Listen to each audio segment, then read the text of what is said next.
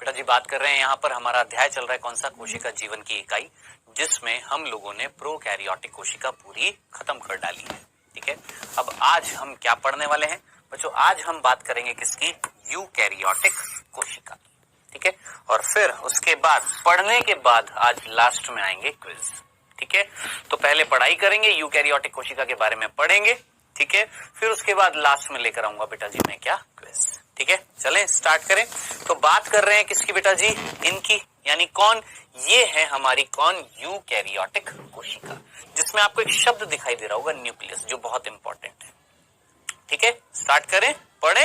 आइए बात कर रहे हैं किसकी बेटा, यूकैरियोटिक कोशिका। अब इस यूकैरियोटिक कोशिका में जो मुख्य मुख्य बिंदु हैं वो आपको बिंदु दर बिंदु आपने लिखने भी हैं और साथ साथ याद भी करते हुए जाना है। ठीक है, आइए सबसे पहला बिंदु, इन कोशिकाओं का एक और नाम भी है, याद रखना, ये बिंदु नहीं है, नाम है ससीम केंद्र की।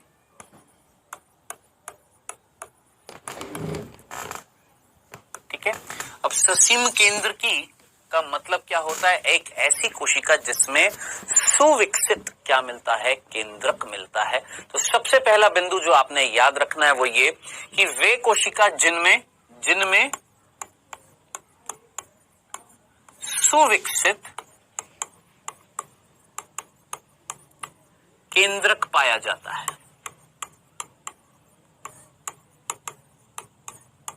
बहुत सिंपल सा, जिनमें सुविकसित केंद्रक पाया जाता है उसे हम क्या बोलते हैं, यूकैरियोटिक कोशिका।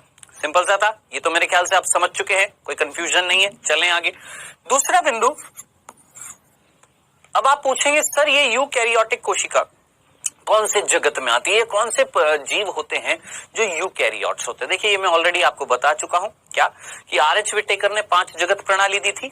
उस 5 जगत में से कौन कौन सा, सिर्फ मोनेरा जगत जो था उसमें प्रोकैरियोट्स को रखा था। बाकी जो 4 जगत जो है इनमें किसको रखा है, यूकैरियोटिक जीवों को। अब 4 जगत कौन कौन से, जरा सोचिए कौन कौन से बेटा, याद रखना है सबसे पहला प्रोटिस्टा। ठीक है, और प्रोटिस्टा जगत जो होता है उसमें जो जीव आते हैं उनको हम बोलते हैं आध्य जीव। आध्य का मतलब ही क्या होता है, पुराने जीव, प्राचीन प्रकार के जीव, ऐसे जीव जो यूकैरियोट्स हैं, याद रखना। ठीक है, तो प्रोटिस्टा जगत और आपका कवक, कवक यानी फंजाई, फफूंदी जिसको हम बोलते हैं, ब्रेड पर लग जाती है ना, रोटी पर लग जाती है अगर थोड़े दिन छोड़ दे तो, जो फफूंदी होती है, फंगस जो होती है, उसको हम क्या बोलते हैं, कवक। पादप यानी प्लांट्स, और प्राणी यानी जंतु, एनिमल्स। तो ये 4 प्रकार के जो जगत हैं, चारों जगत में किसको रखा गया है, यूकैरियोटिक जीवों को रखा गया है। ये था हमारा सिंपल सा दूसरा बिंदु। आई होप इतनी सी बात समझ में आ गई है, कंफ्यूजन तो नहीं है। चले आगे, आई तीसरा बिंदु। तीसरा बिंदु ध्यान से सुनना बेटा जी, यूकैरियोटिक कोशिका में सोचना, क्या झिल्लीदार यानी झिल्ली से ढके हुए, झिल्ली से आवृत कोशिकांग मिलते हैं या नहीं मिलते हैं। सोचना, क्या झिल्लीदार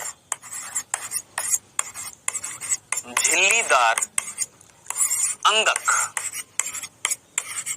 जिनको हम कोशिकांग भी बोलते हैं, कोशिकांग मिलते हैं। भगाऊंगा नहीं, आराम से तसल्ली से एक एक बिंदु को ध्यान से सुनिएगा। ठीक है, मेरा काम, फिर मैं बार बार हर लेक्चर में यही बोलता हूं कि तसल्ली से, शांति से एक चीज को समझना। भागा दौड़ी मचाएंगे फिर फायदा नहीं होएगा, ना चीज समझ में आएगी और फिर टाइम वेस्ट हो जाएगा उस पूरी चीज का। तो सिंपल सी बात है, इनमें क्या मिल रहा है, सुविकसित केंद्रक मिल रहा है। दूसरा, कौन कौन से जीव हैं जिनमें यूकैरियोटिक कोशिकाएं पाई जाती है, या कौन कौन से जगत थे। हमने बोला साहब ये जगत हैं, जितने भी बाहर पेड़ दिख रहे हैं, जितने भी आपको प्राणी जंतु दिख रहे हैं, जितनी भी फंजाई, कवक होती है, और प्रोटिस्टा जगत के अंदर जो जीव आते हैं, आध्य जीव, सभी यूकैरियोटिक कोशिका मिल रही है उनमें। फिर हमने बोला क्या इन कोशिका के अंदर, क्या ये जो यूकैरियोटिक कोशिका है इनके अंदर क्या मिल रहे हैं? ऐसे कोशिकांग मिल रहे हैं, ऐसे अंगक मिल रहे हैं जिन पर झिल्ली मिल रही है। जैसे सोचिए माइटोकॉन्ड्रिया, झिल्ली मिलती है? हाँ मिलती है। लवक, उसमें झिल्ली मिलती है? हाँ मिलती है। लैनकाय यानी लाइसोसोम, मिलती है? हाँ मिलती है। अंतःप्राय द्रव्य जालिका मिलती है। गोल्जी काय मिलती है। इन सब में ये जो मैंने नाम लिए इनमें झिल्लियां मिल रही हैं। तो आपने याद रखना है क्या कि प्रोकैरियोटिक कोशिका में याद करिए कोई झिल्लीदार कोशिकांग था नहीं, केवल राइबोसोम था और राइबोसोम पर झिल्ली नहीं मिलती थी। यहां पर यूकैरियोटिक कोशिका में झिल्लीदार कोशिकांग मिलते हैं। क्या ये सिंपल से 3 बिंदु समझ में आ गए हैं? चलें आगे, आइए चौथा बेटा। अब ये चौथा बिंदु है, ये बेटा हमारे 3 थे, अब चौथा बिंदु ध्यान से सुनना। बात आ रही है क्या यूकैरियोटिक कोशिका में कोशिका द्रव्य है? देखिए बेटा, ये मान लेते हैं ये एक यूकैरियोटिक कोशिका है जिसकी ये क्या है? कोशिका झिल्ली है। ठीक है, और इस कोशिका झिल्ली के अंदर कोशिका द्रव्य है। इस कोशिका द्रव्य में क्या मिल रहे हैं? कोशिकांग मिल रहे हैं। चलो जी ठीक है, मेरा जो चीज समझाने का इंपॉर्टेंस था यहां पर चौथा बिंदु वो ये, आपको याद है मैंने आपको बताया था प्रोकैरियोटिक कोशिका के अंदर जो कोशिका द्रव्य था क्या वो गति कर रहा था? याद करिए, बताया था, याद करिए। प्रोकैरियोटिक कोशिका में ये जो कोशिका द्रव्य जो था, ये जो कोशिका द्रव्य है, क्या ये कोशिका द्रव्य गति करता है? गति करता है प्रोकैरियोटिक कोशिका में नहीं, लेकिन यूकैरियोटिक कोशिका में कोशिका द्रव्य गति दर्शाता है। याद रखना, भूलना नहीं है आपने। क्या करता है? गति दर्शाता है, भूलना नहीं है, याद रखना, भूल मत जाना इस चीज को। ठीक है, ये हमारा सिंपल सा चौथा बिंदु था। ठीक है, अच्छा इसको ना इंग्लिश में क्या बोलते हैं बेटा? जब कोशिका द्रव्य गति दर्शाता है इसको हम बोलते हैं साइटोप्लाज्मिक स्ट्रीमिंग। याद रखना, इंग्लिश में क्या बोलते हैं? Cytoplasmic streaming. स्ट्रीमिंग का मतलब ये होता है क्या?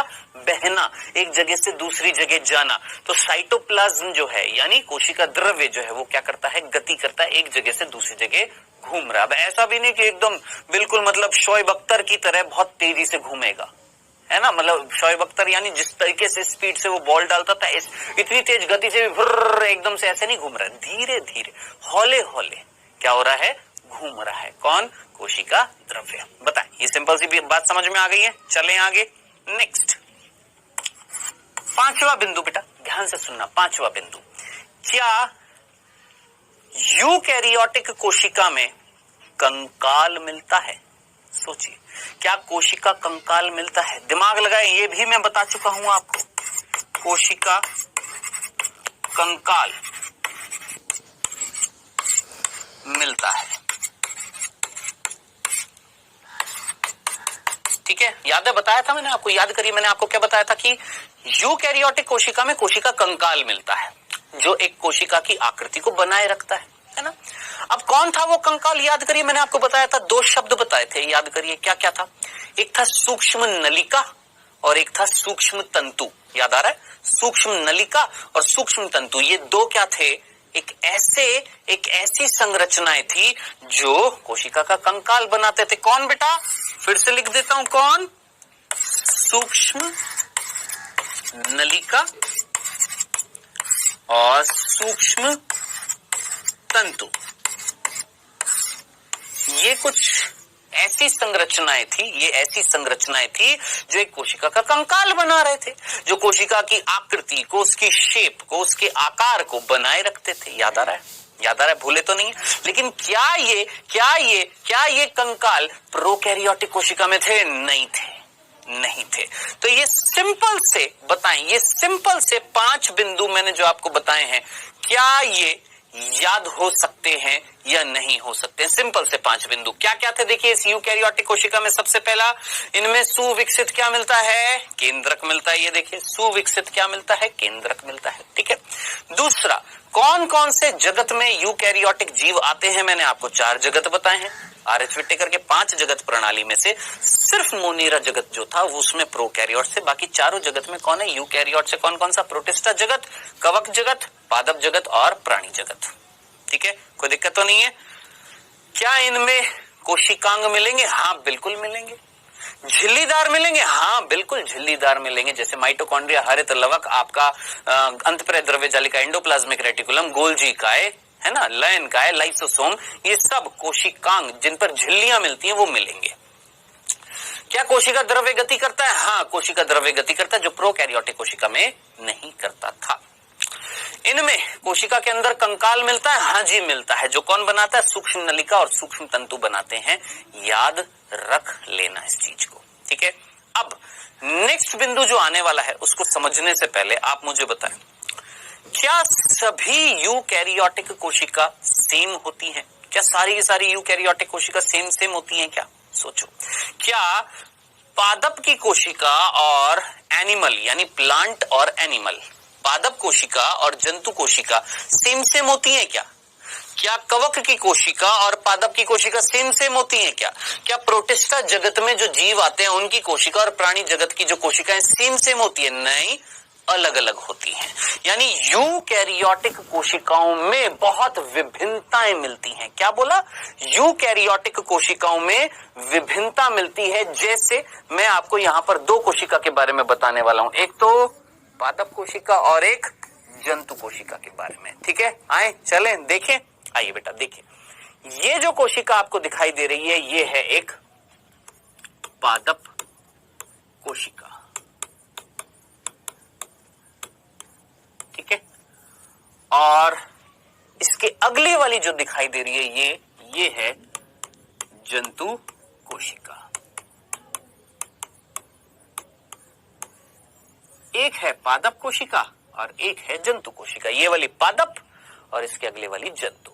ठीक है, अब जरा सोचिए, पादप कोशिका और जंतु कोशिका में क्या अंतर है या नहीं है? बहुत सिंपल सा प्रश्न मैंने आपसे पूछा, क्या पादप कोशिका और जंतु कोशिका में अंतर है? आप बोलेंगे हाँ सर बिल्कुल है।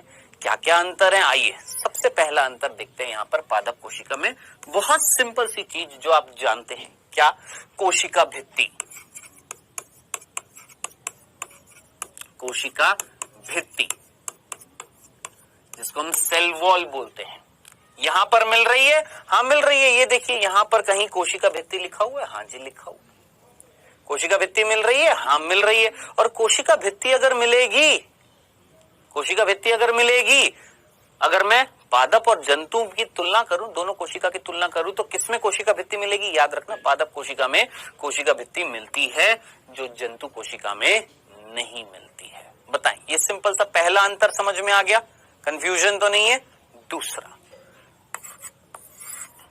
अब आप जरा सोचिए, एक पादप कोशिका और एक जंतु कोशिका की बात करूं, कौन प्रकाश संश्लेषण करेगा? कौन फोटोसिंथेसिस करेगा? कौन अपना खाना बनाएगा? सीधी सी बात है, स्वपोषी कौन है? कौन अपना खाना बनाता है? हम अपना खाना बनाते हैं। आप बोलेंगे हाँ सर हम अपना खाना बनाते हैं, हम अपनी रसोई में बनाते हैं। अरे पगले, शरीर के अंदर खाना बनता है क्या? सोच, क्या मेरे शरीर में ग्लूकोज बनेगा? नहीं। क्या मेरे शरीर में बनता है क्या? नहीं। लेकिन जरा सोचो, जो फल आप खा रहे हो, फल खा रहे हो नहीं खा रहे हो, वो फल में भोजन है या नहीं है? बिल्कुल है ना?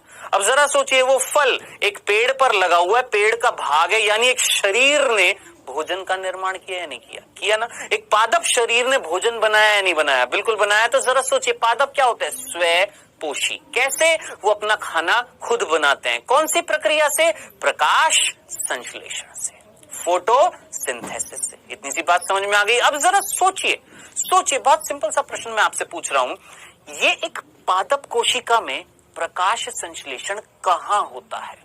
दिमाग लगाओ, सोचो, एक पादप कोशिका में, एक प्लांट सेल में, इस कोशिका में प्रकाश संश्लेषण कहां होता है?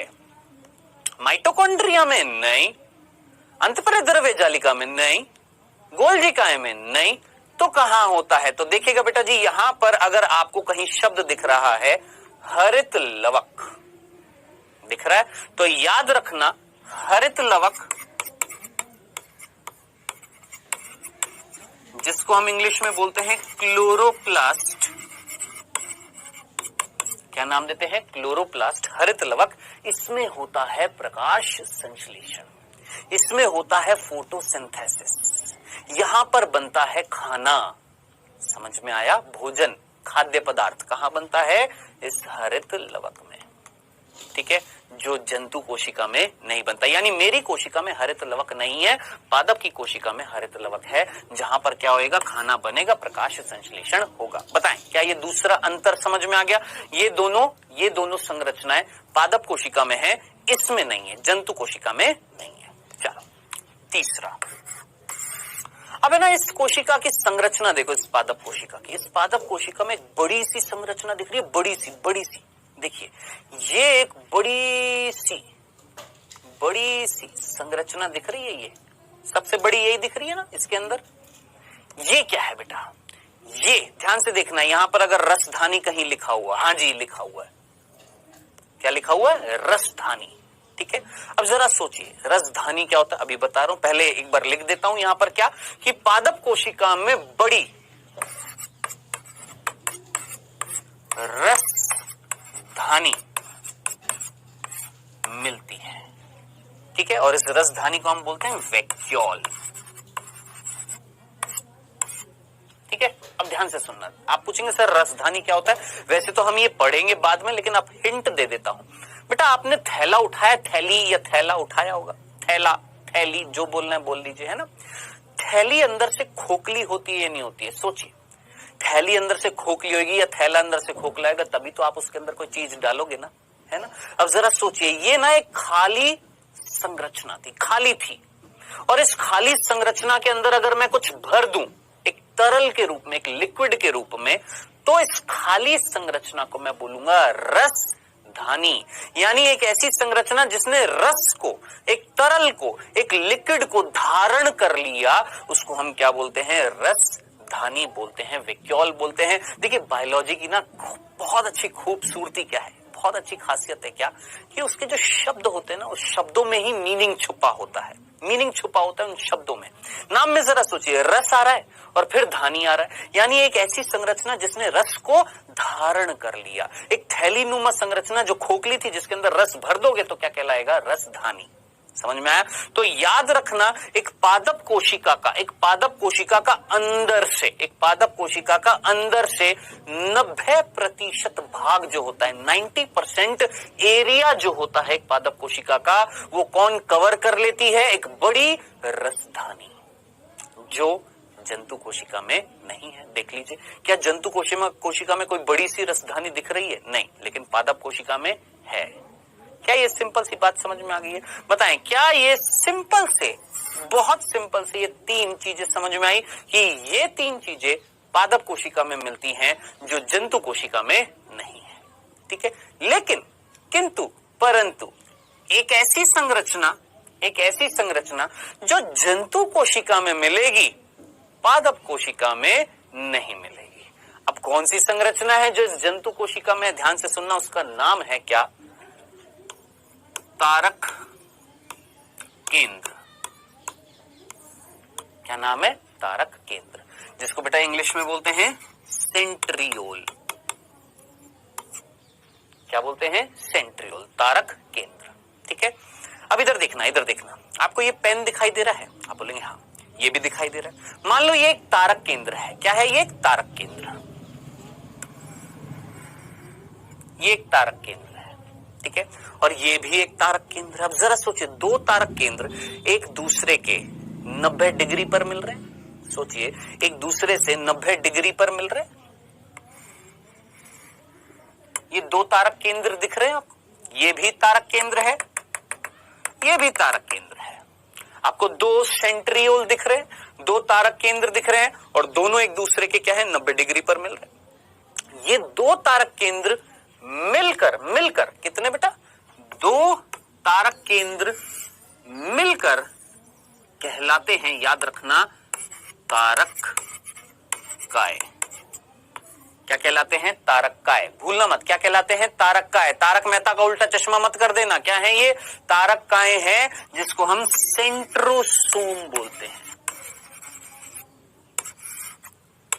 तो मेरे ख्याल से आपको इतनी सी बात समझ में आ गई होगी कि या तो बोल दीजिए जंतु कोशिका में क्या मिलता है, सेंट्रोसोम मिलता है जो 2 सेंट्रियोल से बना होता है इंग्लिश में। हिंदी में क्या बोलेंगे, जंतु कोशिका में तारक काय मिलता है जो 2 तारक केंद्र से बना होता है, जो जंतु कोशिका में तो मिलता है लेकिन पादप कोशिका में नहीं मिलता है। तो याद रखना ये संरचना जंतु कोशिका में, जो पादप कोशिका में नहीं, लेकिन पादप कोशिका में ये 3 संरचना जो जंतु कोशिका में नहीं है। तो जरा सोचिए, मैंने आपसे क्या बोला था, क्या यूकैरियोटिक कोशिका सारी की सारी सेम होती हैं कि अलग होती हैं? तो मैंने बोला क्या, अलग अलग प्रकार की होती हैं। क्या बेटा जी, आपकी यूकैरियोटिक कोशिका। आई होप ये डिफरेंस, सिंपल से डिफरेंस एक पादप कोशिका और एक जंतु कोशिका में समझ में आ गए हैं।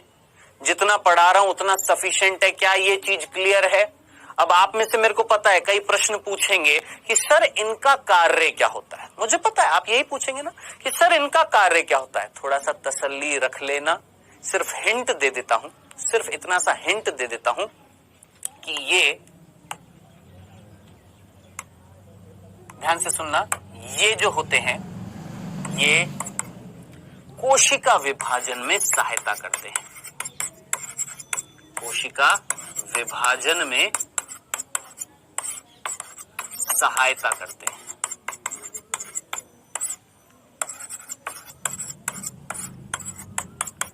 तो बेटा जी मेरे ख्याल से आपको ये चीज समझ में आ गई होगी। अब मेरे ख्याल से ज्यादा इस पे टाइम वेस्ट करने की जरूरत नहीं है। क्या A to Z क्लियर है? क्या आपको अभी तक जितने भी बिंदु बताए सारे के सारे समझ में आ गए हैं? कोई दुविधा, कोई परेशानी नहीं है? चलें आगे। अब हम क्या पढ़ने वाले हैं, यूकैरियोटिक कोशिका जो होती है ना, उनकी संरचना देखेंगे। अब ऐसी संरचनाएं जो पादप कोशिका में भी मिलेंगी, जो जंतु कोशिका में भी मिलेंगी, जो आपके प्रोटिस्टा जगत में जो जीव हैं उनमें भी मिलेगी, कवक में भी मिलेगी, वो हम संरचनाएं देखते हैं। ठीक है, सबसे पहले जो संरचना हम देखने वाले हैं यूकैरियोटिक कोशिका में, उसका नाम है, ध्यान से सुनना, यूकैरियोटिक कोशिका की हम क्या देखने वाले हैं बेटा, संरचना देखने वाले हैं। ठीक है, अब आप बोलेंगे सर सबसे बाहर क्या मिलेगा? अब देखो, अगर पादप कोशिका की बात करूं तो सबसे बाहर क्या होगी, कोशिका भित्ति। जंतु कोशिका की बात करूं तो सबसे बाहर क्या होगी, कोशिका झिल्ली। समझ में आया क्या बोला कि भैया ये अगर पादप कोशिका है और ये अगर जंतु कोशिका है तो पादप कोशिका में बाहर क्या मिलती है, कोशिका भित्ति। लेकिन जंतु कोशिका में कोशिका भित्ति नहीं है। तो मैंने आपसे क्या बोला कि सबसे पहले हम क्या देखने वाली है, ऐसी चीज जो दोनों प्रकार की कोशिका में मिलेगी, पादप कोशिका में भी, पादप कोशिका में भी और जंतु कोशिका दोनों में जो समान चीज मिल रही है उसका नाम क्या है भैया, उसका नाम है क्या, कोशिका झिल्ली। तो सबसे पहले हम एक यूकैरियोटिक कोशिका की जब संरचना देखते हैं, पढ़ते हैं, तो सबसे पहले हम पढ़ेंगे क्या बेटा जी, कोशिका झिल्ली। ठीक है, और ये जो कोशिका झिल्ली होती है जिसको हम इंग्लिश में बोल रहे हैं सेल मेम्ब्रेन। चलिए जी स्टार्ट करें, पढ़ें, स्टार्ट करें पढ़ना। क्या कोशिका झिल्ली के बारे में पढ़ना स्टार्ट करते आइएगा बेटा जी। सबसे पहला बिंदु कोशिका झिल्ली में, ध्यान से सुनना। देखिए आपके पास कॉपी होगी, उस कॉपी में पेन का इस्तेमाल करें और जो मैं बताता जा रहा हूं उसको लिखते जाएं, नोट करते जाएं, साथ साथ याद करते जाएं, बस और कुछ नहीं करना है। मैं हर बार लेक्चर में यही बोलता हूं कि जब भी पढ़ें, मेरा लेक्चर जब देखें, लेट के नहीं देखना, बैठ के देखना है, कॉपी होनी चाहिए साथ में और पेन होना चाहिए। जो मैं बताऊं वो जरूर लिखा करो, प्रैक्टिस भी बनेगी, फायदा आपको होएगा। ठीक है भाई, आपके फायदे के लिए ही सोच रहे हैं, तो अगर थोड़ी सी मेहनत कर लेंगे तो बेटा जी आपका फायदा हो जाएगा। ठीक है, आइएगा, कोशिका झिल्ली की बात कर रहे हैं। सबसे पहला बिंदु, कोशिका झिल्ली की खोज किसने करी है? तो बेटा जी याद रखना, खोज कोशिका झिल्ली की किसने करी है? मैं नहीं बताऊंगा, आप बताएंगे। मैं नहीं बताऊंगा, आप बताएंगे कोशिका झिल्ली की खोज किसने करी है। और मैं आपको बता भी चुका हूं हल्का सा हिंट दे देता हूं मैं आपको, हल्का सा एक हिंट दे देता हूं। जिसने खोजी थी वो एक ब्रिटिश वैज्ञानिक था। जिसने खोजी थी वो एक जंतु या प्राणी वैज्ञानिक था। जिसने खोजी थी उसने किसी और वैज्ञानिक के साथ मिलकर एक सिद्धांत दिया था। अब तो याद आ गया होगा, अब तो याद आ गया होगा। याद आ रहा है? कोई वैज्ञानिक था जिसका नाम था श्वान। याद आ रहा है? श्वान वो वैज्ञानिक था जिसने खोज करी थी किसकी बेटा जी? याद रखना, कोशिका झिल्ली की। ठीक है, भूल मत जाना। अब आप बोलेंगे सर हमारी बुक में ना कोशिका झिल्ली नहीं दे रखा, जीव द्रव्य झिल्ली दे रखा है। अरे बेटा बात तो एक ही है, मैं आपको पहले भी बता चुका हूं। इसको आप कोशिका की झिल्ली बोल दो या जीव द्रव्य की झिल्ली बोल दो, एक ही चीज है। ठीक है, तो जीव द्रव्य की झिल्ली की खोज या कोशिका झिल्ली की खोज किसने करी है? श्वान अंकल ने करी है, भूल मत जाइएगा। दूसरा बिंदु, नाम। नाम क्या नाम? कोशिका झिल्ली, सेल मेम्ब्रेन, जिसको हम एक और नाम देते हैं क्या? जीव द्रव्य झिल्ली। आप बोलेंगे सर नहीं लिखा, लो जी जीव द्रव्य झिल्ली। और क्या बोलते हैं इसको? Plasma membrane. ठीक है, अब काफी है, अब ठीक है। तो बेटा जी ये जो नाम जो है ना, क्या प्लाज्मा मेम्ब्रेन या सेल मेम्ब्रेन, ये शब्द जीव द्रव्य झिल्ली या कोशिका झिल्ली, ये किसने दिया? तो याद रखना ये शब्द जो है, शब्द बोल देता हूं, नाम ना बोलकर मैं बोलूंगा, ये जो शब्द जो है ये किसने दिया था? तो याद रखना है आपने शब्द कौन सा? पर्टिकुलरली ये वाला, ये वाला, ये वाला कौन सा? Plasma membrane. मैं साइड में लिख भी रहा हूं ब्रैकेट में कि कौन सा नाम? प्लाज्मा मेम्ब्रेन नाम। कोशिका झिल्ली को क्या नाम दिया? प्लाज्मा मेम्ब्रेन नाम दिया या कोशिका झिल्ली नाम दिया, दोनों। ये शब्द जो था, ये जिस वैज्ञानिक ने दिया था वो एक नहीं था, वो दो थे। कौन थे? दो थे। कौन कौन? एक थे नागेली, क्या बढ़िया नाम है ना, नागेली, तथा क्रेमर।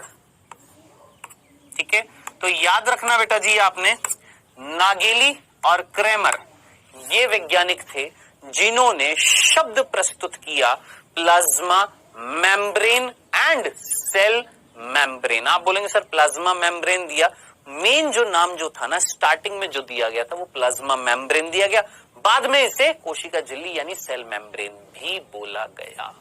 ठीक है, बताएं क्या ये सिंपल से दो बिंदु याद रह सकते हैं? इतने सिंपल से दो बिंदु, इसमें तो कोई कंफ्यूजन नहीं होना चाहिए मेरे ख्याल से। चलें आगे, अब आते हैं तीसरे बिंदु पर। ठीक है, अब तीसरा बिंदु समझने की कोशिश करिएगा। मैं जो आपको चीज बताने वाला हूं देखना, देखिएगा बेटा जी। देखिए ये एक कोशिका है, मान लेते कौन है? जंतु कोशिका। ठीक है, और इस जंतु कोशिका में ये जो झिल्ली है इसको हमने बोला एक झिल्ली जो पूरी कोशिका पर मिल रही है। समझना बेटा, डीप में थोड़ा सा फीलिंग को समझना, कनेक्ट करना मेरे से, मैं क्या कहना चाह रहा हूं। ये जंतु कोशिका है और इस कोशिका की बाहर से जो झिल्ली है उसका नाम है कोशिका झिल्ली। नाम से समझ में आ गया कि साहब एक झिल्ली है जो कोशिका पर मिल रही है जिसको हमने कोशिका झिल्ली बोल दिया। एक झिल्ली जो कोशिका पर मिल रही है जिसको हमने कोशिका झिल्ली बोल दिया। चलो जी ठीक है, ठीक है। अब इधर देखना, इधर देखना, इधर देखना, ये है केंद्रक। कौन है बेटा? केंद्रक। क्या केंद्रक पर भी झिल्ली है? हाँ जी झिल्ली है, ये केंद्रक झिल्ली है। हाँ जी बिल्कुल है। आप बोलेंगे सर माइटोकॉन्ड्रिया दिखाओ।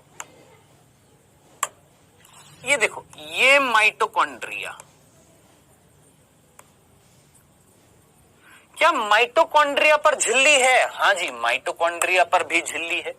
और ये किसकी झिल्ली है? माइटोकॉन्ड्रिया।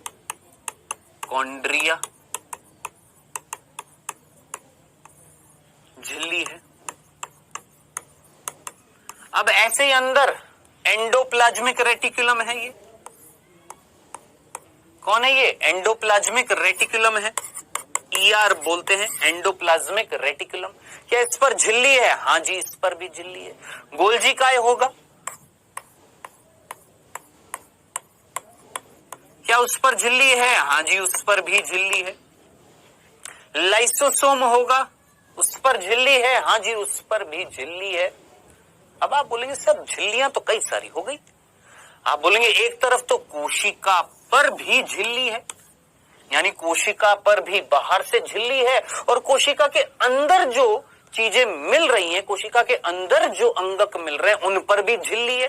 क्या अंदर जो अंगक मिल रहे हैं उनकी झिल्ली और जो बाहर कोशिका पर मिल रही है वो झिल्ली सेम है कि अलग अलग है? सेम है, सेम है, सेम है, सेम टू सेम है। यानी उनके जो घटक है ना, घटक जिससे वो झिल्ली बनी हुई है, सेम है। तो क्या मैं ये बोल सकता हूं क्या कि कोशिका झिल्ली, यानी कोशिका के ऊपर जो झिल्ली मिल रही है, जिसको हमने क्या बोला, कोशिका झिल्ली, और कोशिकांग झिल्ली,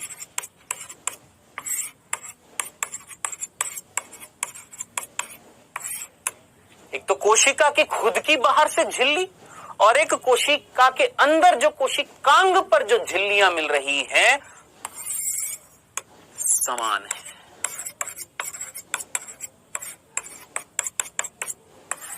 कैसी है? सेम टू सेम है। बस फर्क इतना सा होएगा कि कुछ कोशिकांग पर ये झिल्लियां 2 होंगी, कुछ कोशिकांग में ये 2 होंगी, कुछ कोशिकांग में ये 1 होएगी, और कुछ कोशिकांग ऐसे होंगे जिनमें होएगी नहीं। समझ में आया क्या बोला? फिर से सुनना, क्या बोला कि कोशिका झिल्ली और कोशिकांग पर जो झिल्ली है वो सेम है, उनकी कॉम्पोजिशन, उनके घटक क्या है? सेम है। यानी जिनसे वो झिल्ली बनी हुई है, और आप ये अच्छे तरीके से जानते हैं झिल्ली किससे बनी होती है, लिपिड और प्रोटीन। ये मैंने आपको प्रोकैरियोटिक कोशिका में बता दिया था किससे बनी होती है, मुख्य रूप से लिपिड और प्रोटीन। यानी कोशिका की जो झिल्ली है उसमें भी लिपिड प्रोटीन, और जो कोशिकांग की झिल्ली है उसमें भी लिपिड प्रोटीन होंगे। बस फर्क इतना सा होएगा कि कोशिका झिल्ली जो होती है वो एक स्तर होता है, एक स्तर, 1 लेयर, लेकिन कुछ कोशिकांग ऐसे होते हैं जिन पे 2 स्तर मिलती है। अब आप बोलेंगे कौन कौन से? आइए ध्यान से सुनना, स्टार बनाकर लिख लीजिएगा बेटा। दोहरे आवरण वाले कोशिकांग। क्या बोला? दोहरे आवरण वाले कोशिकांग, यानी ऐसे कोशिकांग, यानी ऐसे कोशिका अंगक जिन पर 2 आवरण मिलेंगे, झिल्लियों के 2 आवरण मिलेंगे। अब आपने नाम याद रखने हैं, भूलने नहीं है। पहला माइटोकॉन्ड्रिया, भूलिएगा मत बिल्कुल भी। सबसे पहला कोशिकांग जिस पर 2 आवरण मिलते हैं, देखिए दिख रहा है, एक ये वाला है बाहर और एक अंदर वाला अंदर की तरफ घूम रहा है ना? वो जब आएगी संरचना देखेंगे। अभी सिर्फ इतना सा, माइटोकॉन्ड्रिया दोहरे आवरण से, 2 झिल्लियों से घिरा हुआ है या 2 झिल्लियों से कवर्ड है। ठीक है। दूसरा लवक, जैसे आपने अभी नाम सुना था ना, हरित लवक पादपों में मिल रहा था, उसमें भी दोहरा आवरण है। बेटा ये नीट में प्रश्न पूछे जाते हैं, इसलिए स्टार बना दिया है, याद रखना। ठीक है। और आखिरी केंद्रक। ये 3 ऐसी संरचना मत भूलना जीवन भर एक कोशिका में, जिसमें 2 आवरण मिलते हैं। किस पर? इन कोशिकांग पर, माइटोकॉन्ड्रिया, लवक और केंद्रक। ठीक है। आइए अब हम बात करते हैं ऐसे कोशिकांग की जिन पर केवल 1 आवरण मिल रहा है। जिन पर क्या मिल रहा है? केवल 1 आवरण। और ये भी इंपॉर्टेंट है, ये भी इंपॉर्टेंट है। क्या? एकल आवरण वाले कोशिकांग,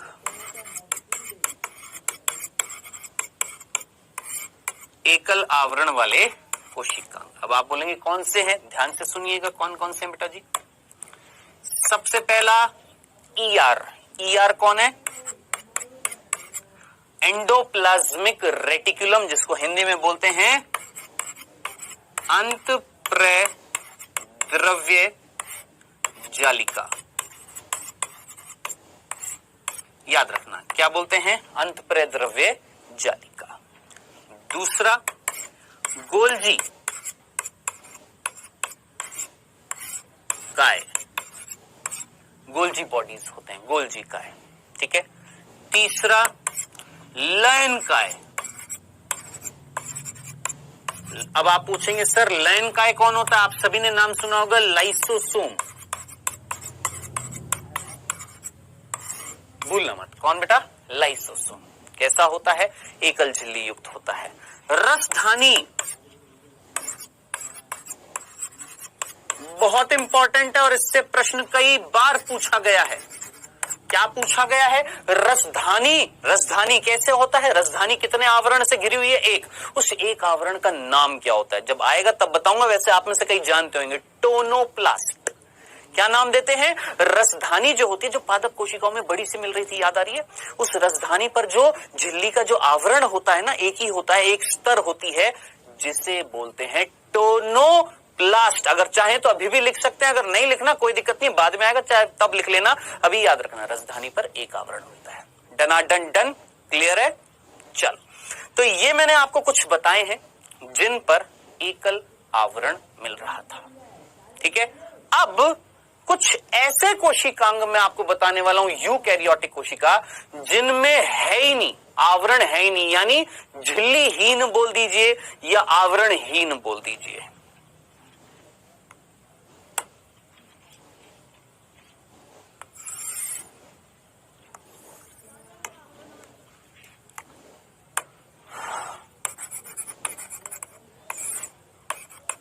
आवरणहीन कोशिकांग, यानी ऐसे कोशिकांग जिन पे आवरण है ही नहीं, झिल्ली है ही नहीं, ठीक है। अब कौन से हैं, ध्यान से सुनिएगा बेटा जी। आपके ये जितने भी स्टार मैंने किए हैं, ये सारे याद रखने हैं कोशिकांग, आपने भूलने नहीं है। किस पे दोहरा आवरण है, किस पे एकल आवरण है और किस पे आवरण है ही नहीं।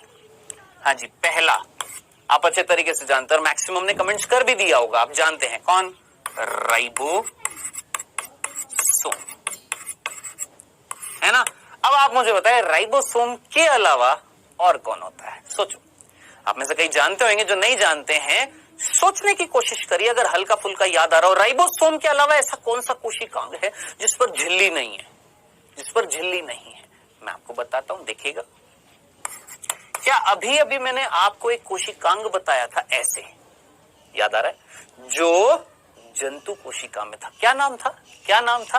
तारक केंद्र।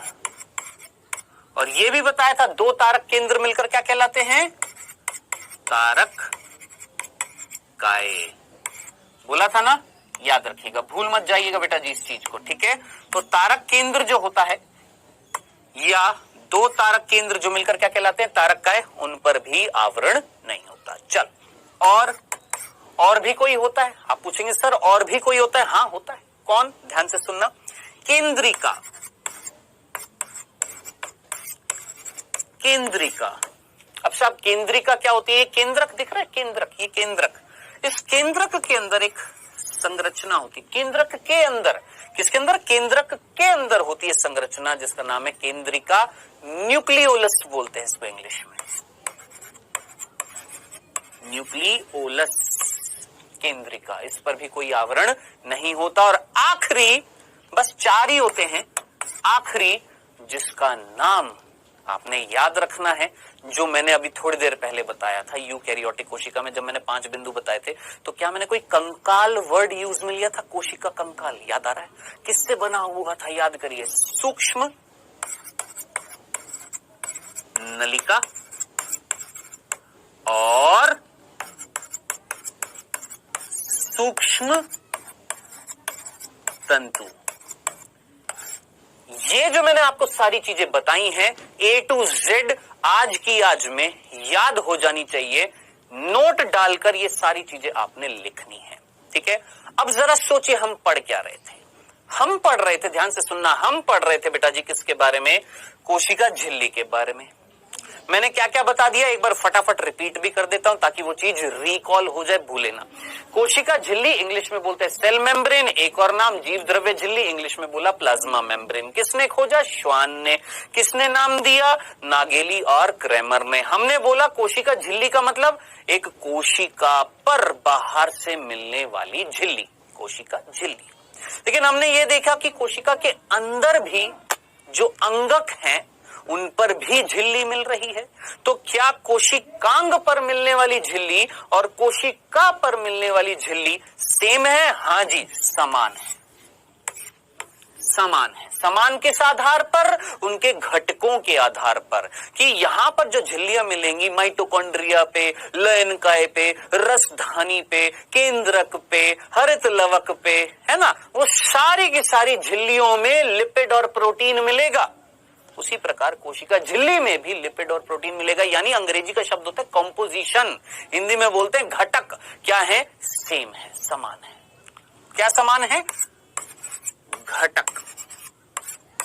लेकिन हमने ये भी देखा कि कोशिका की जो झिल्ली जो होती है वो एकल स्तरीय होती है। कैसी होती है? एकल स्तरीय, एक स्तर से बनी होती है। जबकि कुछ कोशिकांग ऐसे होते हैं जिन पे झिल्ली द्विस्तरीय होती है, जैसे माइटोकॉन्ड्रिया, लवक और केंद्रक, इन पर द्विस्तरीय है। कुछ ऐसे हैं जिन पर एकल स्तरीय है, जैसे ये, और कुछ ऐसे जिनमें है ही नहीं। तो ये तीनों बिंदु बहुत बहुत बहुत इंपॉर्टेंट है, आपने सारे के सारे याद रखने हैं। चलें आगे, कंफ्यूजन तो नहीं था? पक्का। आइए, कितने बिंदु हो चुके हैं बेटा जी, जरा सोचिए। 3 बिंदु हैं मात्र। इसको चौथा बिंदु मत मानिएगा, ये तीसरे बिंदु के अंदर ही बताया। ये जो मैंने सब कुछ बताया है ना, ये तीसरे बिंदु के अंतर्गत ही बताया है, ठीक है। आइए अब चौथे बिंदु की बात करते हैं। देखिएगा ये संरचना, देखिए ध्यान से देखिए इस संरचना को। ये संरचना दिख रही है पूरी? ये बेटा क्या है? ये कोशिका झिल्ली है। कौन है बच्चों? ये कोशिका झिल्ली है। अब इसमें क्या क्या चीजें हैं वो मैं आपको तसल्ली से एक एक करके बताऊंगा। आइएगा, ध्यान से सुनना। कितने बिंदु हो गए थे? 3 बिंदु हो गए थे।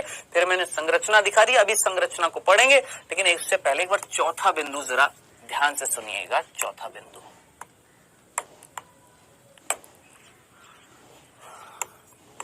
चौथा बिंदु ध्यान से सुनना बेटा। ये जो कोशिका झिल्ली आपको दिख रही है या कोशिकांग की जो झिल्ली आपको दिखती है, इनकी मोटाई कितनी होती है? तो याद रखना है इनकी, पर्टिकुलरली अभी हम किसकी बात कर रहे हैं? कोशिका झिल्ली की।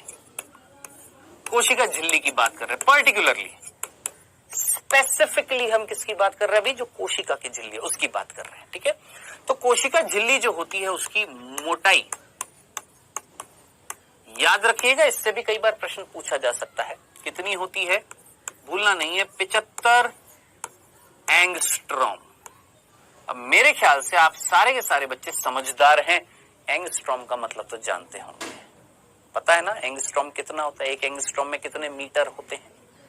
जानते हैं? 10 की घात -10। पता है ना ये? तो याद रखना 75 एंगस्ट्रॉम क्या होती है? मोटाई होती है। किसकी बेटा जी? कोशिका झिल्ली की, ठीक है। नेक्स्ट, कैसी होती है ये? याद करिए, मैंने आपको प्रोकैरियोटिक कोशिका में भी बताया था प्रकृति कैसी होती है। पारगम्य, अर्धपारगम्य या अपारगम्य या चयनित पारगम्य? तो याद रखना है आपने, कैसी होती हैं? चयनित पारगम्य होती है। Selective permeable. अब आप में से कितने बच्चे हैं जिनको इसका मीनिंग समझ में आता है? मेरे ख्याल से जो स्टार्टिंग से लेक्चर ले रहे हैं, एक एक बच्चे को याद होगा कि चयनित पारगम्य झिल्ली क्या होती थी। वे झिल्लियां जो एक निश्चित विलय को जाने देती थी किसके साथ? विलायक के साथ। ठीक है, तो याद रखना, चाहे यूकैरियोट्स हो, चाहे प्रोकैरियोट्स हो, चाहे कोई भी जीव हो, जीव, सभी जीवों की कोशिका झिल्ली कैसी होती है? चयनित पारगम्य होती है। भूल मत जाना किसी भी हालत में। चलें आगे, कंफ्यूजन तो नहीं था। आइए अब आगे चलते हैं। ये हमारे सिंपल से 5 बिंदु हो गए हैं। अब हम बात करेंगे संरचना की। किसकी संरचना की बेटा जी? कोशिका झिल्ली की संरचना की। ध्यान से सुनना। क्या हुआ था ना, 1950 में जब इलेक्ट्रॉन, याद रखना, सूक्ष्मदर्शी, इलेक्ट्रॉन सूक्ष्मदर्शी का मतलब इलेक्ट्रॉन माइक्रोस्कोप, इलेक्ट्रॉन सूक्ष्मदर्शी की जब खोज हुई थी, ठीक है, तो इलेक्ट्रॉन सूक्ष्मदर्शी की जब खोज हो गई तो इलेक्ट्रॉन सूक्ष्मदर्शी में बहुत ही सूक्ष्म संरचनाओं को हम देख सकते हैं। ठीक है, अब आपके ना स्कूल में जो लैब होती है, प्रयोगशाला होती है, वहां पर भी सूक्ष्मदर्शी होते हैं। उन्हें बोलते हैं लाइट माइक्रोस्कोप, प्रकाश सूक्ष्मदर्शी। क्या बोला मैंने? जो हमारे स्कूल में जो लैब होती है ना, लैब्स होती है ना, उनमें प्रयोगशाला होती है ना, उनमें जो माइक्रोस्कोप होता है ना, उनको हम बोलते हैं लाइट माइक्रोस्कोप, प्रकाश माइक्रोस्कोप। आपने देखा होगा कई बार जब उसमें देखते हैं तो नीचे एक शीशा होता है, उसको आगे पीछे ऊपर नीचे इस तरीके से घुमाकर देखते हैं ताकि उसमें प्रकाश आए, फिर आपको अच्छे तरीके से वो इमेज, वो चित्र दिखाई दे। ठीक है, तो वो जो सूक्ष्मदर्शी जो आपकी प्रयोगशाला में है, लैब में है स्कूल की, उनका नाम है लाइट माइक्रोस्कोप। कौन से? प्रकाश सूक्ष्मदर्शी। ये होते हैं इलेक्ट्रॉन माइक्रोस्कोप जो बहुत ही ज्यादा सूक्ष्म संरचनाओं में, बहुत ही ज्यादा सूक्ष्म संरचनाएं हम इससे देख सकते हैं। ठीक है, जब मैं पोस्ट ग्रेजुएशन कर रहा था, यानी स्नातक के बाद में जो डिग्री होती है, पीजी होती है, जब मैं कर रहा था तब मैंने वहां पर इलेक्ट्रॉन सूक्ष्मदर्शी पर काम किया था। बड़ा आनंद आया था, मजे आ गए थे। मैंने बहुत सारे माइक्रोस्कोप्स पर वर्क किया है, बहुत सारे फ्लोरोसेंट माइक्रोस्कोप होते हैं, लाइट माइक्रोस्कोप होते हैं, ट्रांसमिशन इलेक्ट्रॉन माइक्रोस्कोप होते हैं, कई प्रकार के होते हैं। ठीक है, तो कुल मिलाकर बात जो होती है, पता है कितना बड़ा होता है? जैसे जितना आपका एक रूम है ना, रूम इतना बड़ा क्या होता है? इलेक्ट्रॉन माइक्रोस्कोप होता है। ठीक है, तो कुल मिलाकर बेटा जी इलेक्ट्रॉन माइक्रोस्कोप जो होता है, इलेक्ट्रॉन सूक्ष्मदर्शी होती है, उसकी जब खोज हुई थी 1950 में, तो ऑब्वियस सी बात है जो सूक्ष्म संरचना है उनको देखा जाएगा, उनका पता लगाया जाएगा। तो बेटा जी इलेक्ट्रॉन सूक्ष्मदर्शी का उपयोग करके हमने, यानी वैज्ञानिकों ने, जो आरबीसी जो थी, यानी लाल रक्त कणिका जो थी, उस लाल रक्त कणिका की, आरबीसी की जो कोशिका झिल्ली थी, कोशिका झिल्ली जो थी ना, उस कोशिका झिल्ली का क्या किया? अध्ययन किया।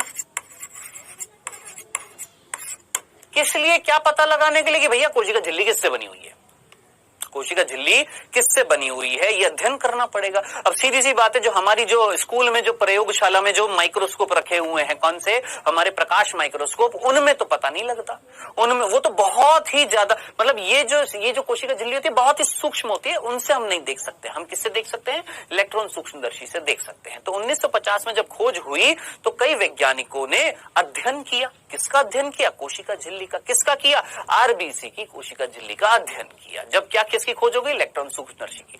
अब जब अध्ययन कर लिया, आप पूछेंगे अध्ययन कर लिया तो क्या पता लगाया? उन्होंने बताया, अलग अलग वैज्ञानिकों ने अध्ययन किया और फाइनली ये निष्कर्ष निकला क्या कि कोशिका झिल्ली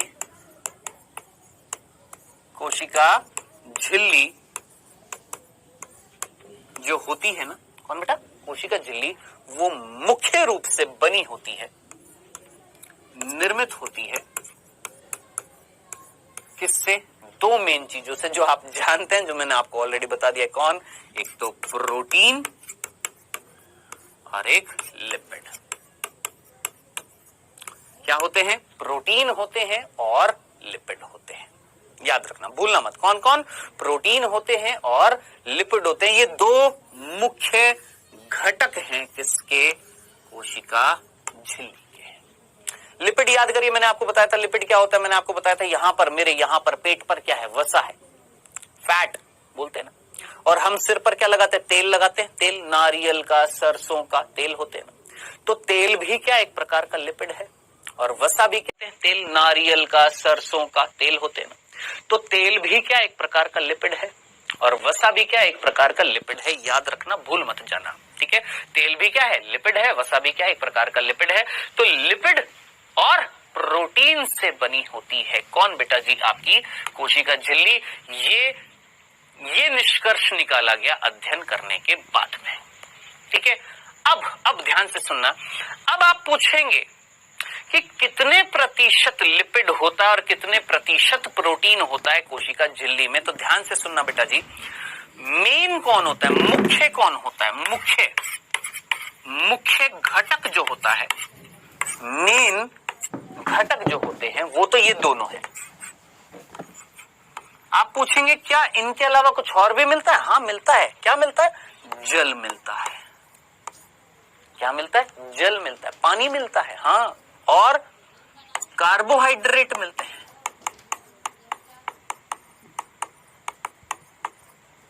कार्बोहाइड्रेट मिलते हैं, और खनिज मिलते हैं, जैसे sodium ion, potassium ion, calcium ion. ये क्या है, जरा सोचिए, ये खनिज आयन है ना,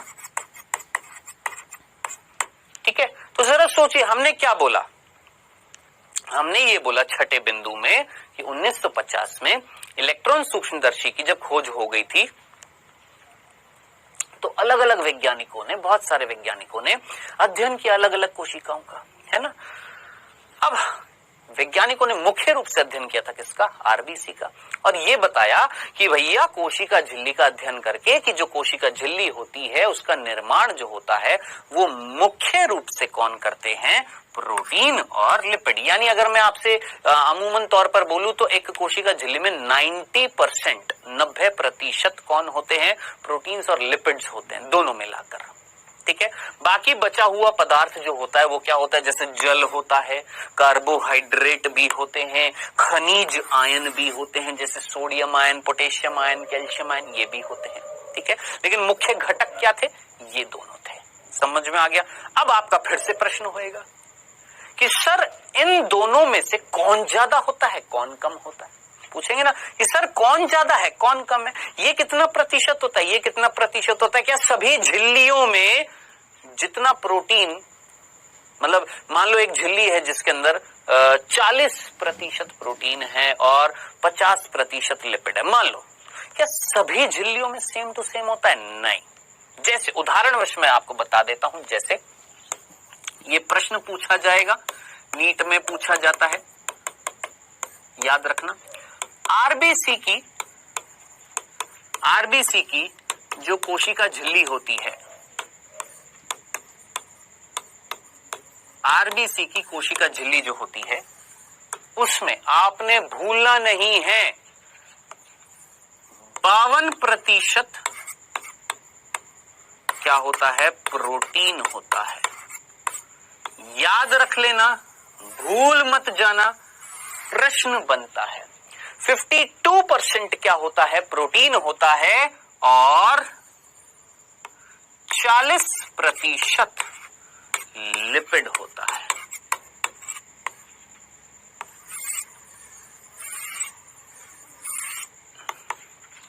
बताएं, यहां तक की चीज समझ में आ गई है, इसमें कोई कंफ्यूजन तो नहीं था। तो मैंने क्या बताया कि क्या आरबीसी की कोशिका झिल्ली में 52% प्रोटीन है, 40% लिपिड। अब जरा सोचिए, दोनों मिलाकर कितना हो गया, 92% हो गया। अब बचा कितना, 8%। अब 8% क्या होएगा, ये सारी बची हुई चीजें, ये बची हुई चीजें कितनी होंगी, 8% होंगी। लेकिन अब आप बोलेंगे क्या सभी कोशिकाओं में इतने ही प्रतिशत में ये घटक मिलते हैं क्या डब्ल्यूबीसी की कोशिका में भी इतना ही मिलेगा, क्या हमारी आंखों की कोशिका में इतना ही मिलेगा, क्या हमारी त्वचा की कोशिका झिल्ली में इतना ही प्रतिशत मिलेगा, नहीं। अलग अलग कोशिकाओं में इनकी मात्रा, इनकी प्रतिशतता क्या होती है, अलग अलग होती है, याद रखना, ठीक है, भूल मत जाना, लिख देता हूं यहां पर ताकि भूले ना, लिपिड और प्रोटीन की मात्रा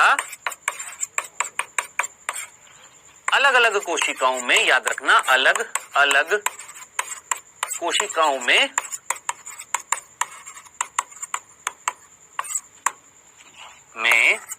अलग अलग होती है।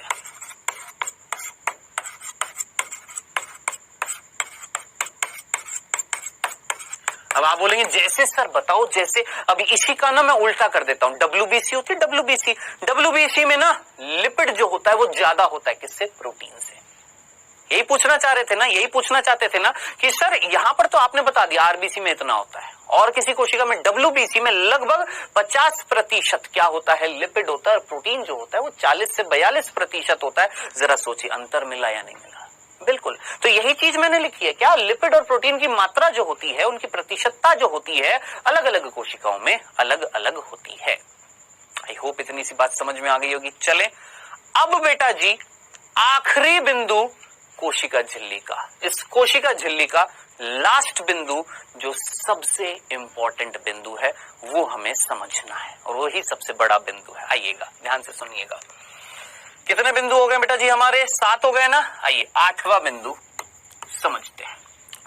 देखिए कोशिका झिल्ली जो है ना, उसकी संरचना को समझाने के लिए, क्या बोला मैंने? कोशिका झिल्ली की संरचना को समझाने के लिए अलग अलग वैज्ञानिकों ने अलग अलग मॉडल प्रस्तुत किए थे। क्या ये लाइन समझ में आई? सुन रहे हैं ध्यान से? क्या बोला? ये जो कोशिका झिल्ली है, इसकी संरचना को, इसकी स्ट्रक्चर को समझाने के लिए अलग अलग वैज्ञानिकों ने बहुत सारे मॉडल दिए थे। ठीक है, जैसे उदाहरण मैं आपको बता देता हूं। एक मॉडल है जिसका नाम है सैंडविच मॉडल।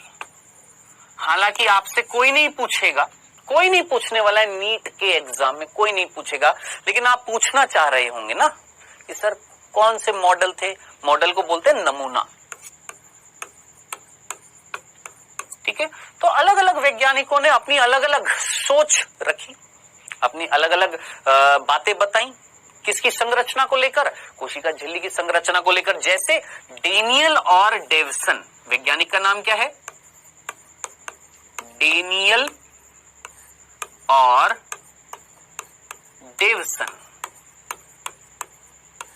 इन्होंने एक नमूना प्रस्तुत किया, एक मॉडल प्रस्तुत किया जिसका नाम था सैंडविच मॉडल। ठीक है, जिसको हम आजकल नहीं मानते हैं क्योंकि कुछ गलतियां थी। अब ये मत पूछना क्या गलतियां, क्योंकि ये अभी हमारा टॉपिक नहीं है ये पढ़ना कि इन्होंने क्या समझाया, क्या गलती थी। नहीं, बस इतना सा, जितना बता रहा हूं उतना सफिशिएंट है। ठीक है, और भी कई मॉडल थे, जैसे एकल झिल्ली प्रारूप, क्या बोलते हैं? यूनिट मेम्ब्रेन मॉडल, एकल झिल्ली प्रारूप। याद रखना, मॉडल को नमूना या प्रारूप दोनों बोला जाता है। या तो नमूना बोल दीजिए या प्रारूप बोल दीजिए, एक ही चीज है। अब साहब ये मॉडल किसने दिया था? ये एक वैज्ञानिक ने दिया था जिसका नाम अगर याद रख सकते हैं तो रख लीजिएगा, रॉबर्टसन। किसने दिया था? रॉबर्टसन।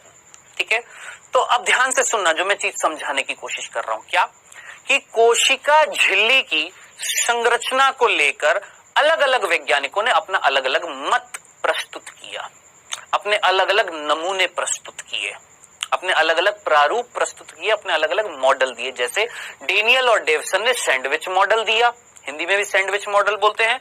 रॉबर्टसन ने क्या दिया? यूनिट मेम्ब्रेन मॉडल, जिसको हमने एकल झिल्ली प्रारूप बोला। लेकिन ये दोनों जो हैं कारगर सिद्ध नहीं हुए, इन्होंने जो बताया वो लागू नहीं हुआ, गलतियां थी। तो अब आप पूछेंगे कौन सा मॉडल है, कौन सा प्रारूप है, कौन सा नमूना है जिसको हम आज तक मानते हैं कि हाँ वो वास्तव में वो जो नमूना है वो कोशिका झिल्ली की संरचना को बताता है? तो याद रखना, उस नमूने का नाम, 8वां बिंदु चल रहा है हमारा, है ना? यहां पर लिख दूं? चलो यहां लिख देता हूं। अच्छा सुनिएगा, ये 8वें बिंदु के ये पहला दूसरा ये चीज समझ में है, ये 8वां बिंदु है, उसी का ही सब बिंदु है, ठीक है। कौन सा नमूना है जिसको हम आज तक मानते हैं, नाम याद रखना, तरल।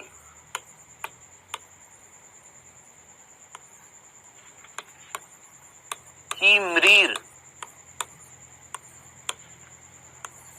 बोलने में भी जबान लड़खड़ा जाएगी, तरल कीमरीर नमूना।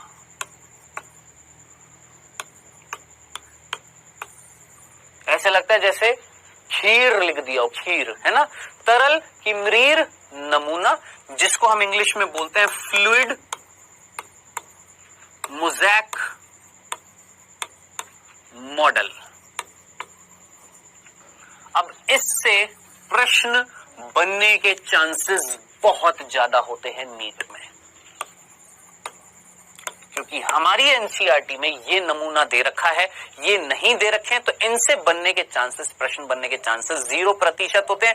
लेकिन ये समझाना जरूरी था कि हम इस मॉडल को आज तक क्यों मानते हैं, क्योंकि इससे पहले जो मॉडल दिए गए थे उनमें कुछ गलतियां थी। इस मॉडल में कोई गलती नहीं है जिसको हम आज तक मानते हैं। अब ये मॉडल किसने दिया और जिन्होंने दिया उन्होंने क्या समझाया, ये जरूरी है। अब ध्यान से सुनना, ये प्रारूप जो था उसका वर्ष भी याद रखना है। कई बच्चे पूछते सर वर्ष जरूरी है क्या याद रखना? जो चीज जरूरी होगी वो जरूरी है, मैं बता देता हूं आपको वर्ष कहां कहां जरूरी है। जैसे रॉबर्ट हुक का 1665, ठीक है, रॉबर्ट ब्राउन का 1831, उसी तरीके से 1972, जहां वर्ष इंपॉर्टेंट है वहां जरूर याद रखें, जहां नहीं है छोड़ दीजिए। 1972 में दो वैज्ञानिक, नाम याद रखना बेटा जी, नाम जरूर याद रखना, भूल मत जाना, नाम है सिंगर और निकोलसन।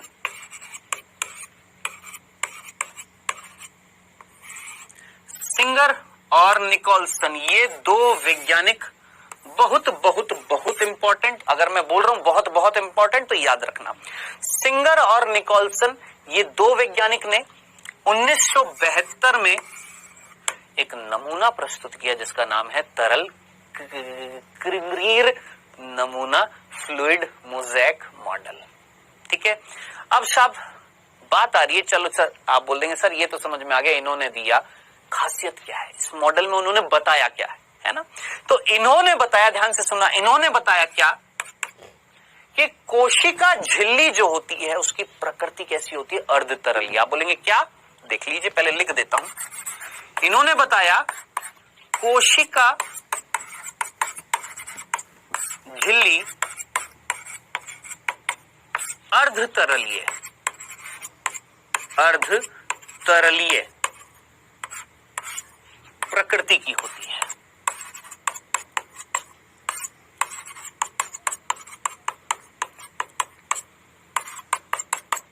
अब आप बोलेंगे सर अर्ध तरलीय प्रकृति का मतलब क्या है? देखो देखो मेरे पास एक ग्लास में ना पानी है, ठीक है, वो क्या है, पानी, तरल है, तरल, अर्ध तरल नहीं है, क्या है, तरल है, फ्लूइड है, लिक्विड है। अब आप मुझे बताएं, आप में से कितने बच्चों ने जेली खाई है? जेली, जेली खाई है, जेली खाई है ना। वो जेली जो होती है, वो जो जेल जो होता है, जेल देखा है ना। या आपने दवाइयां खाई होंगी, लिक्विड पिया, लिक्विड कैसे बताऊं मैं आपको, कई बार ना पेट में जब जलन होती है तो हम एक लिक्विड पीते हैं, डाइजिन होता है, जो बिल्कुल पानी की तरह भी नहीं होता और ठोस भी नहीं होता, ठीक है। यूं समझिए, एक तरल पदार्थ है और एक ठोस पदार्थ है, एक तरल और एक ठोस, और इनके बीच का एक ऐसा पदार्थ जो ना ही पूर्ण रूप से तरल है और ना ही पूर्ण रूप से ठोस है, ऐसा पदार्थ जेली के समान, जेल के समान जो होता है उसको हम बोलते हैं अर्ध तरल, हाफ लिक्विड। पूर्ण रूप से लिक्विड नहीं है और पूर्ण रूप से ठोस भी नहीं है, आधे तरीके से लिक्विड भी है और आधे तरीके से ठोस भी है, जेल के समान होता है। तो बिल्कुल ऐसी ही प्रकृति होती है किसकी बेटा, कोशिका झिल्ली की। सबसे इंपॉर्टेंट बात इन्होंने ये बताई, ठीक है। अब इसका फायदा क्या है, अब इसका फायदा क्या, आप पूछेंगे सर इसका फायदा क्या है, आइएगा ध्यान से सुनना बेटा। उन्होंने क्या बताया, ध्यान से सुनना, उन्होंने जो चीज बताई समझना, क्या बताया, इस मॉडल में क्या क्या चीजें बताई गई हैं, ध्यान से देखना। इस मॉडल में बताया गया,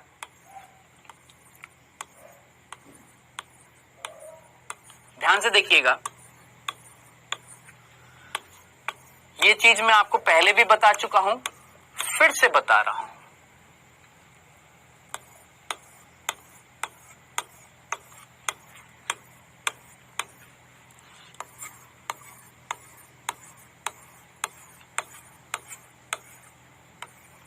देखिए इस मॉडल में क्या बताया गया, ध्यान से सुनना। ये है बेटा एक लिपिड की स्तर, ये हमने पहले भी पढ़ा था ना, याद है ना। ये भी क्या है, लिपिड की स्तर है। ठीक है, समझ में आ गया। अब जरा ध्यान से देखना, लिपिड की कितनी स्तर मिल रही है, 2। भूल मत जाना किसी भी हालत में, कोशिका झिल्ली जो होती है उसमें लिपिड की 2 स्तर होती है, यानी द्विस्तरीय लिपिड होती है, पहला बिंदु। ठीक है, अब मैंने एक स्तर में से एक लिपिड का अणु निकालकर देखा, ये एक लिपिड का अणु है। ठीक है, यहां पर ये जो मैं dot dot dot dot dot dot कर रहा हूं, ये है बेटा जी यहां पर जल। मैंने आपको क्या बोला था, कोशिका झिल्ली में जल भी होता है ना। चलो अब देखिए, ये जो एक लिपिड का जो एक अणु है, इसमें ये जो है, ये है सिर और ये है पूंछ, है ना। ये कहलाता है सिर, हेड, और ये क्या कहलाती है, टेल। ये सिर और ये पूंछ।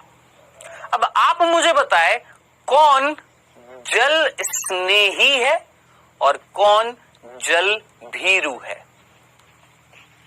कौन जल स्नेही है यानी जल के पास है, और कौन जल भीरू है, जल विरोधी है, जल से दूर है। आप सीधा बोलेंगे सर सिर जो होता है ये होता है जल स्नेही,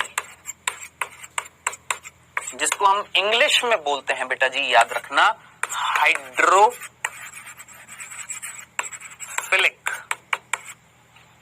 जबकि पूंछ जो है वो याद रखना क्या होता है, जल भीरू या जल विरोधी भी बोल देते हैं, इसको हम इंग्लिश में बोलते हैं हाइड्रोफोबिक।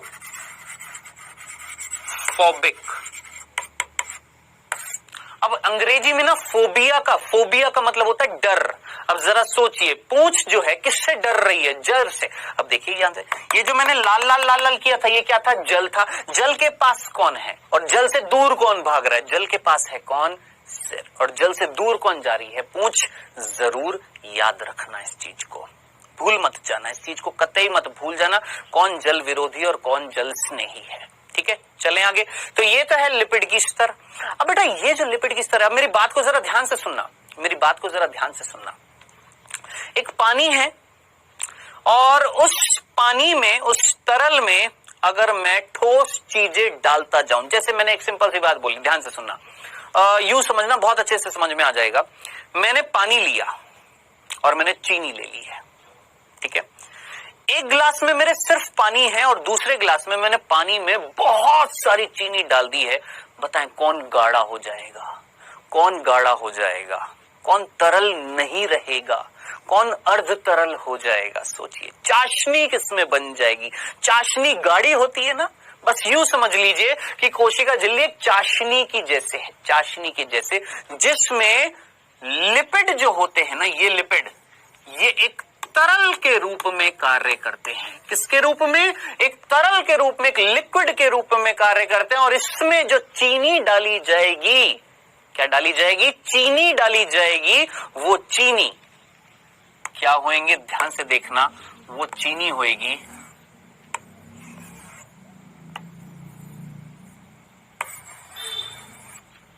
वो चीनी है, चीनी है, चीनी है।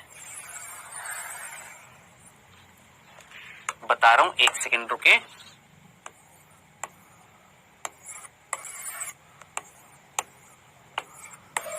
वो चीनी क्या है, ध्यान से देखिएगा। समझ रहे हैं चीनी क्या है, ये मीनिंग समझ में आ रहा है आपको, क्या समझाने की कोशिश कर रहा हूं, चीनी क्या है, देखिएगा। ये जो मैं बना रहा हूं, ये जो लाल रंग के मैंने बनाए हैं, ये हैं बेटा जी प्रोटीन।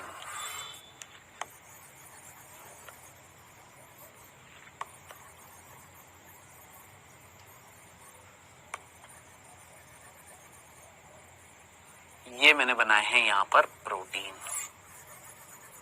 ठीक है, तो आपने याद रखना है बेटा जी, सुनना है ध्यान से, जो चीज मैं कोशिश कर रहा हूं आपको समझाने की कि साहब ये मॉडल था। अब इस मॉडल में जरा ध्यान से सुनिए, वर्ड आ रहा है तरल, आ रहा है ना, तरल का मतलब एक लिक्विड, और फिर वर्ड आ रहा है किमरीर। किमरीर का मतलब होता है तैरना। आप पूछेंगे ना सर किमरीर का मतलब क्या होता है? तैरना। नमूना यानी मॉडल। ठीक है, यानी कोई तरल है जिसके अंदर कुछ तैर रहा है। अब हमने बोला कि जो तरल जो है एक कोशिका झिल्ली के अंदर, एक लिक्विड जो है, एक फ्लूइड जो है, एक तरलीय पदार्थ जो है, वो कौन है? लिपिड है। लिपिड की दो स्तरें हैं। हमने देखा जो लिपिड जो है उसमें एक सिर है और एक पूंछ है। एक अणु में सिर जो है जल स्नेही है और पूंछ जो है वो जल भीरू है। चलो ये चीज समझ में आ गई। फिर हमने बोला कि ये जो कोशिका झिल्ली होती है ये अर्धतरलीय होती है। कैसे अर्धतरलीय? कैसे कि पहले तो ये समझो तरल कौन बना रहा है, लिक्विड कौन बना रहा है। तो हमने बोला कि जो पानी की तरह है वो कौन है? आपके लिपिड। और उस पानी में अगर मैं चीनी भर भर के डाल दूं, उस पानी में अगर मैं चीनी भर भर के डाल दूं तो चाशनी नहीं बन जाएगी। तो पानी कौन बना रहा है? लिपिड। और उसमें चीनी का काम कौन कर रहे हैं? ये प्रोटीन कर रहे हैं।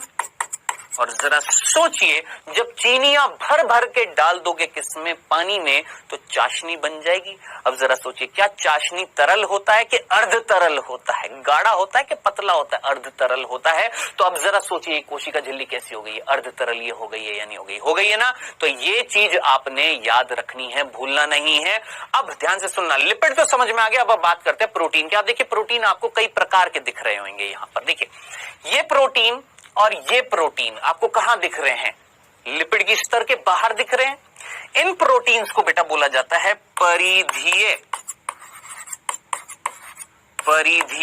प्रोटीन। क्या नाम देते हैं? परिधीय प्रोटीन।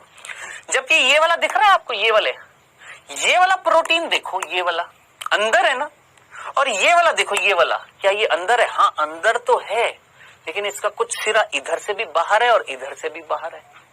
तो बेटा ये जो प्रोटीन होते हैं, यानी कुल मिलाकर मैं आपसे बोलूं, जो प्रोटीन होते हैं ना वो दो प्रकार के होते हैं। एक होते हैं, ध्यान से सुनना, एक होते हैं बेटा जी परिधीय और एक होते हैं अंगभूत। एक होते हैं परिधीय और एक होते हैं अंगभूत। परिधीय जो बाहर मिलेंगे, ये मैंने आपको दिखा दिए, ये वाला परिधीय है, ये वाला भी परिधीय, जो परिधि पर मिल रहे हैं, बाहर मिल रहे हैं इस कोशिका झिल्ली में लिपिड के स्तर के बाहर। जबकि अंगभूत जो होते हैं, जो अंदर होते हैं, लेकिन ये भी दो प्रकार के होते हैं। एक होते हैं आंशिक, एक होते हैं आंशिक और एक होते हैं वास्तविक। अब जरा सोचना, आंशिक का मतलब जिसका थोड़ा, आंशिक का मतलब जिसका थोड़ा बहुत भाग जो होगा वो बाहर होएगा, तो जिसका थोड़ा बहुत अंश जो होएगा वो बाहर हो सकता है। लेकिन वास्तविक यानी पूर्ण रूप से, इसको हम पूर्ण भी बोल सकते हैं, पूर्ण भी बोल सकते हैं, पूर्ण अंगभूत, आंशिक अंगभूत। अब जरा सोचिए, ये वाले जो हैं, ये वाले पूर्ण रूप से अंदर है या नहीं है? हाँ जी बिल्कुल है। इनको हम बोलेंगे क्या? पूर्ण क्या? अंगभूत, यानी पूर्ण रूप से अंदर मिल रहे, आंतरिक भी बोल सकते हैं। और ये हैं आंशिक अंगभूत। ठीक है, तो इस प्रकार ये संरचना समझाई थी किसने बेटा जी? आपके सिंगर और निकोलसन ने। किसकी? कोशिका झिल्ली की।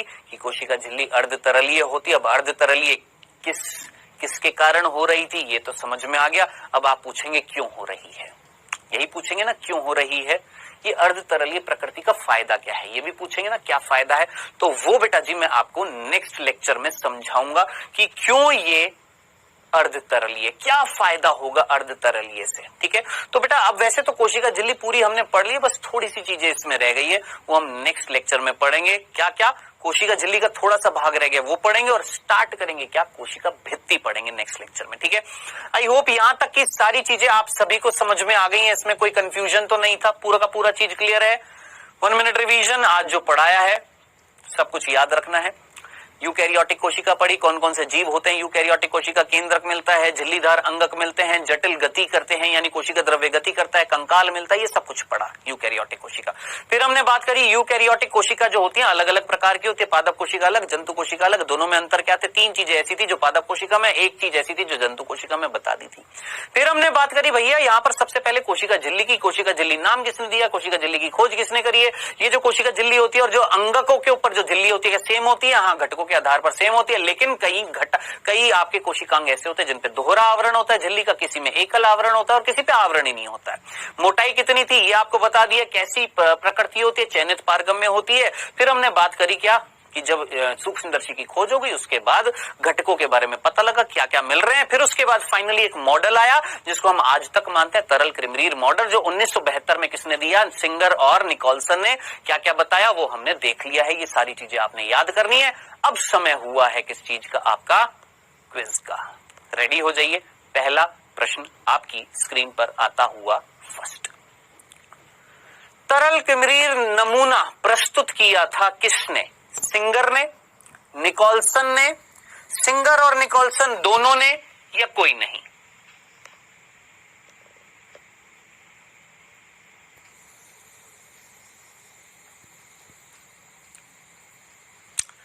दूसरा प्रश्न बेटा जी, कोशिका झिल्ली में लिपिड की कितनी स्तरें मिलती हैं? कोशिका झिल्ली में लिपिड की कितनी स्तरें मिलती हैं? 1 2 3 4। लिपिड की कितनी स्तर मिलती है?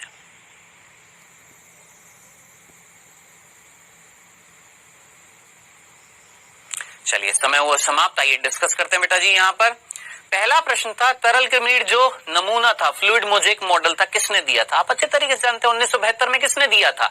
सिंगर और निकोल्सन दोनों ने मिलकर दिया था। तो करेक्ट आंसर क्या हो जाएगा? ये यही किया है ना, पक्का ना? दूसरा भैया कोशिका झिल्ली में लिपिड की कितनी स्तर मिलती है? बताएं, लिपिड की कितनी स्तर में थी? 1 थी कि 2 थी? 2 थी ना, द्विस्तरीय था ना। करेक्ट आंसर सेकंड, 2 स्तर मिल गए। बताएं, ऐसे सिंपल क्वेश्चन नीट में आए हैं, नहीं कर पाएंगे? डेफिनेटली कर पाएंगे भैया, क्यों नहीं कर पाएंगे? बिल्कुल पक्का करेंगे। ठीक है, होमवर्क आपको नीचे होमवर्क सेक्शन में मिलेगा। और ध्यान से सुनिए, नेक्स्ट लेक्चर में हम बात करेंगे कोशिका भित्ति की, तो करेंगे ही करेंगे, और कोशिका झिल्ली का एक छोटा सा भाग रह गया है, वो मैं आपको नेक्स्ट लेक्चर में बताऊंगा, और स्टार्ट कर देंगे क्या? कोशिका भित्ति। ठीक है, तो मिलेंगे बेटा जी नेक्स्ट लेक्चर में। Okay then, tata bye bye.